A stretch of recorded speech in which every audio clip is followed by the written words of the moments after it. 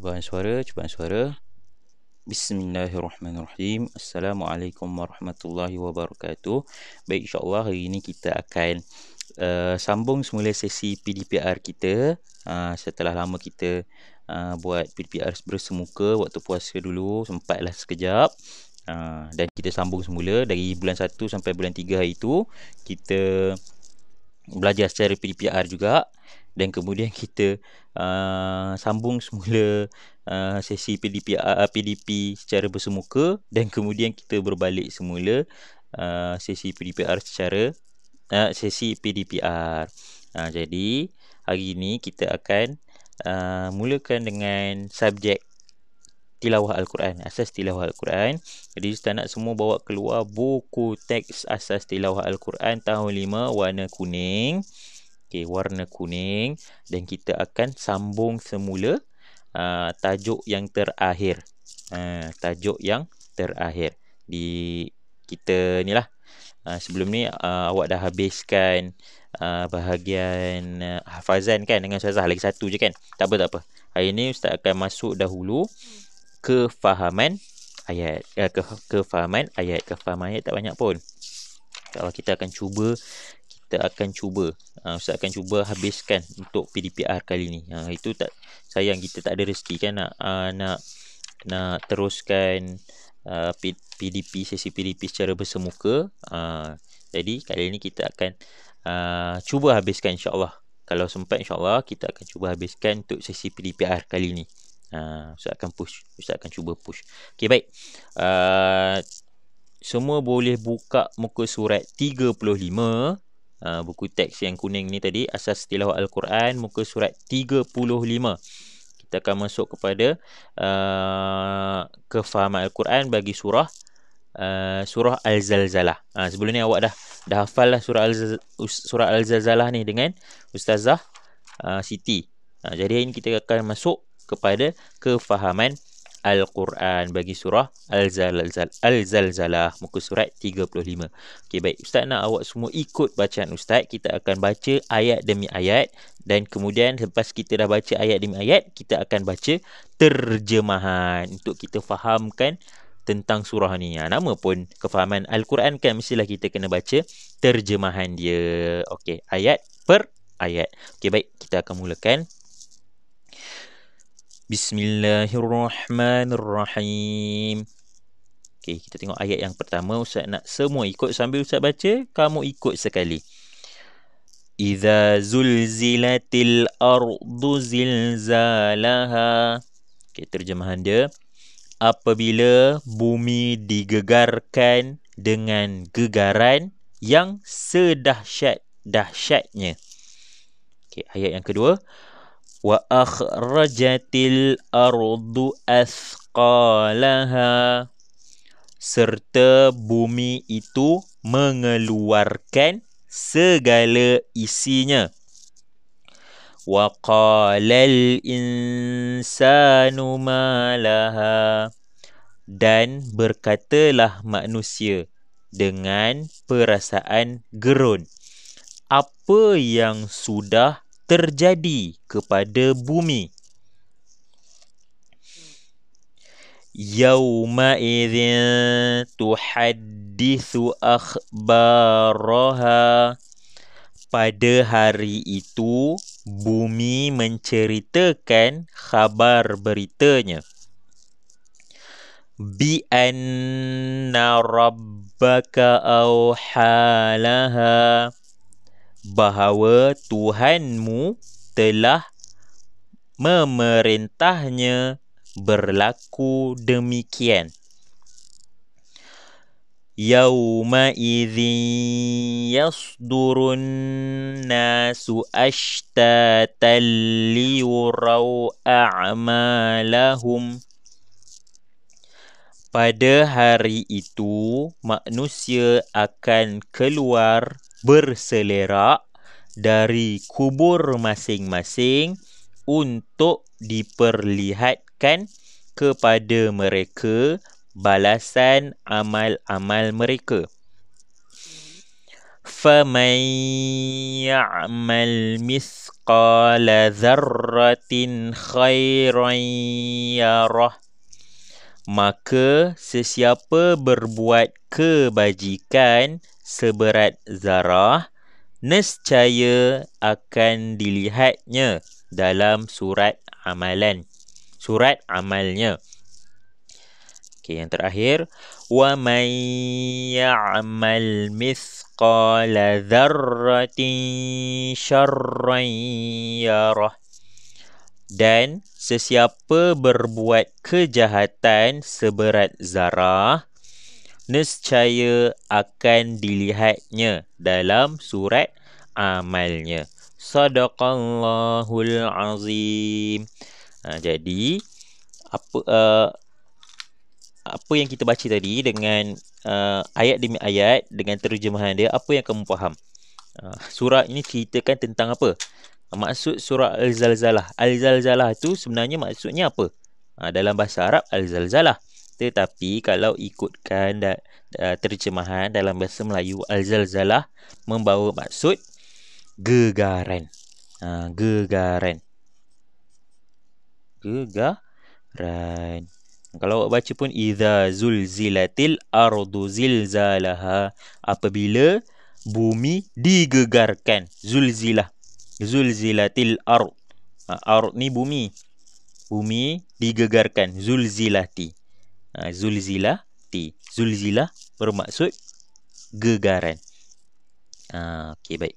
Itu secara umumnya lah. Surah Al-Zalzalah ni sebenarnya dia cerita pasal hari kiamat esok. Macam mana hari kiamat bumi ni akan digegarkan. Sebenarnya banyak lagi surah-surah yang menceritakan tentang hari kiamat.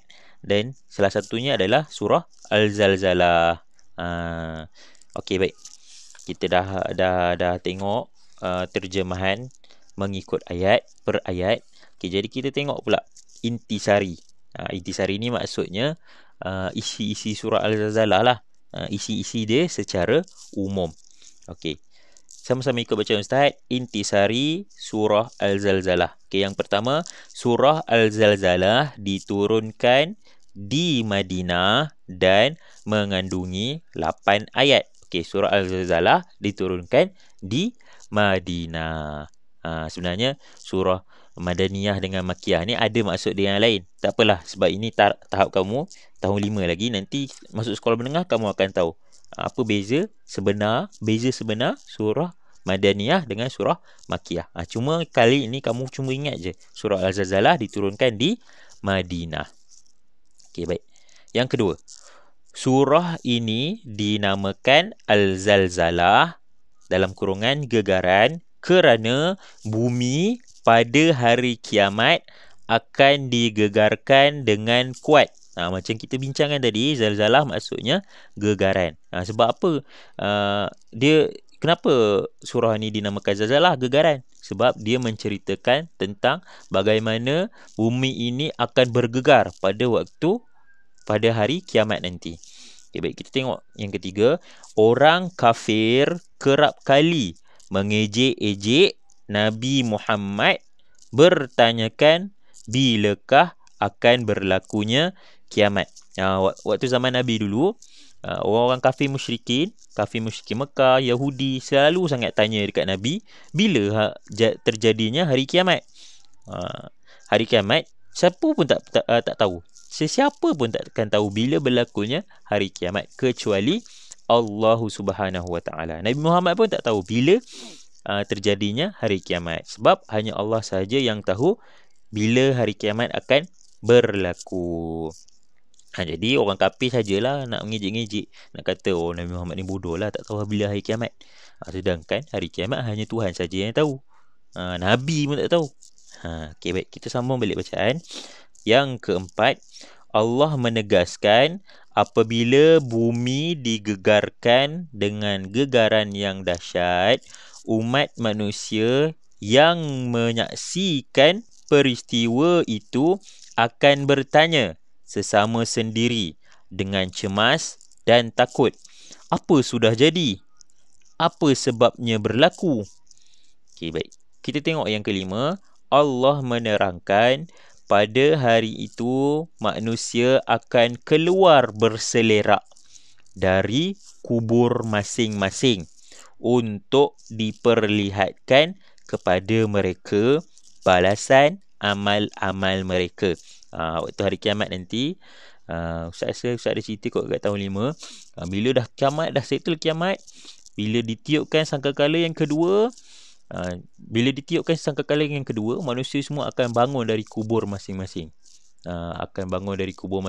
Dan akan berarak ke padang mahsyar. Dan di mahsyar lah kita akan ditimbang segala amal baik, amal buruk, tak kisahlah besar apa pun, sebesar zarah. Zarah ni adalah, kalau dalam sains kamu belajar, adalah atom. Ustaz tak tahulah sekolah rendah dah sampai ke belum, ke sekolah menengah. Atom, sekecil-kecil atom pun.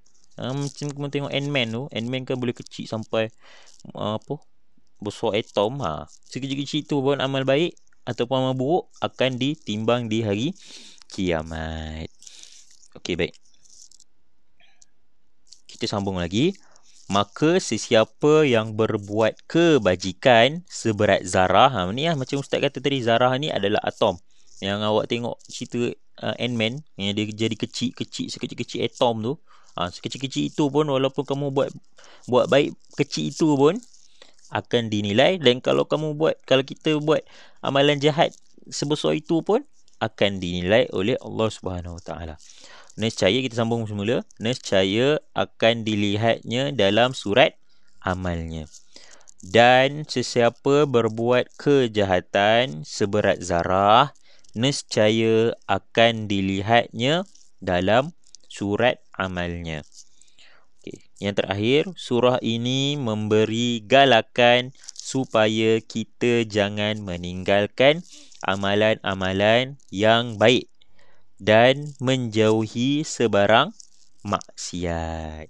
Surah ini menggalakkan kita supaya kita berbuat amalan kebaikan sahaja dan mengelakkan segala amal kejahatan. Segala apa yang Allah larang, kita perlu tinggalkan. Dan segala apa yang Allah suruh, kita perlu buat. Sebab walaupun kecil amalan tu, macam Nabi kata, walaupun kamu membuang duri di tengah jalan, bagi memudahkan perjalanan orang lain, pun akan diberi pahala oleh Allah. Dan sekecil-kecil iman, dan tanda kamu ada iman walaupun sikit, contohnya adalah kita membuang halangan di jalanan orang, di dalam perjalanan. Okey, baik, kita sambung lagi. Baca dan yakini, muka surat 37. Baca dan yakini. Yang pertama, sesungguhnya hari kiamat pasti akan berlaku. Sesungguhnya hari kiamat pasti akan berlaku. Tapi kita tak tahu bila hari kiamat itu akan berlaku. Cumanya ia pasti. Pasti. Memang wajib akan terjadi. Okey, baik, yang kedua. Pada hari kiamat, bumi dan alam ini akan hancur dan rosak binasa. Okey, baik, yang ketiga. Manusia yang meninggal dunia akan dibangkitkan semula. Yang keempat, segala amal perbuatan manusia akan dibalas pada hari pembalasan. Yang kelima, amalan kebajikan dan kejahatan walaupun seberat zarah akan dapat dilihat di alam akhirat nanti. Yang terakhir, segala amal perbuatan manusia dicatat dalam surat amalan masing-masing. Segala apa yang kita dah buat akan dipertontonkan kepada umum. Tak kisahlah awak buat baik ke, kita buat baik ke, kita buat jahat ke, akan dipertontonkan kepada umum pada hari kiamat nanti. Dan segala amal perbuatan ini akan dicatat oleh kiraman katibin, malaikat yang mencatat segala amalan. Kiri kanan ni, macam awak dah belajar tahun 1 dulu, malaikat Raqib dan Atid, kiri dan kanan. Ada yang mencatat kebaikan dan ada juga yang mencatat keburukan. Raqib dan Atid tu adalah ketua dia, dan di bawahnya adalah malaikat lain. Sebab itulah dalam Al-Quran dipanggil kiraman katibin, malaikat yang mencatat segala amalan. Okey, baik. Baca dan fahami. Okey, yang terakhir di bawah ni pengajaran ayat ya. Okey, antara pengajaran surah Al-Zalzalah ialah yang pertama, kita wajib beriman kepada hari kiamat. Kita wajib sebagai orang Islam, wajib kita beriman kepada hari kiamat. Tak boleh kita tak percaya. Ada sesetengah orang Islam ada yang tak percaya. Jadi kalau bila tak percaya hari kiamat ni akan berlaku, maknanya dia dah jatuh kafir. Sebab dalam rukun Islam ada beriman kepada hari kiamat. Kalau tak beriman maknanya akan jatuh kafir. Okey, baik. Yang kedua, kita dituntut melakukan amal kebajikan sebagai bekalan hidup di alam akhirat. Yang ketiga, Allah memberi peringatan dan amaran kepada orang yang mengingkari perintah Nabi Muhammad. Yang terakhir, Allah memberi peringatan supaya kita menjauhi dan meninggalkan sebarang maksiat. Kita wajib meyakini bahawa semua yang disampaikan oleh Nabi Muhammad adalah benar. Okey, yang terakhir ada info di bawah, info surah. Okey, info surah bagi surah Al-Zalzalah. Hari kiamat pasti berlaku. Bumi yang begitu gagah dan cantik ini akan hancur dan rosak binasa. Bumi ni memang gagah.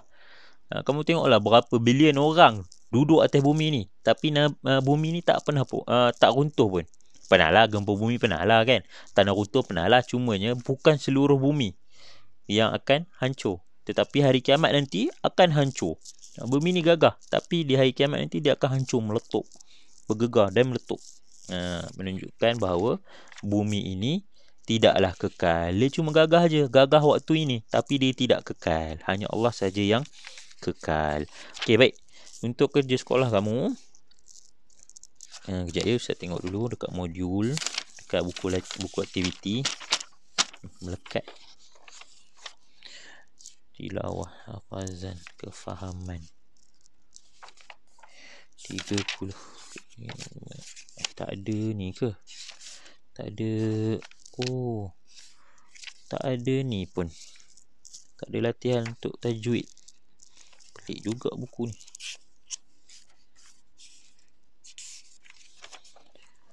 Okey. Ustaz nak